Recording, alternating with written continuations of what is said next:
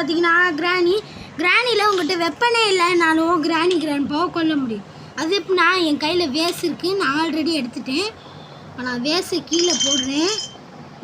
கிராண்ட்பாவை வரணும். திருப்பி ஒருக்கா எடுத்து போட்டுருவோம். போட்டுட்டு முட்டை போட வேண்டியதுதான் மூலையில் போய். அப்படிலாம் இல்லை, கிராண்ட்பா வரட்டும்.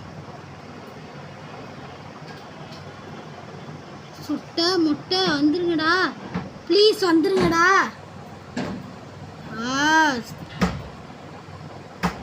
ஐஸ் என்னதான் பண்ணியிருக்கேன்னு தெரில.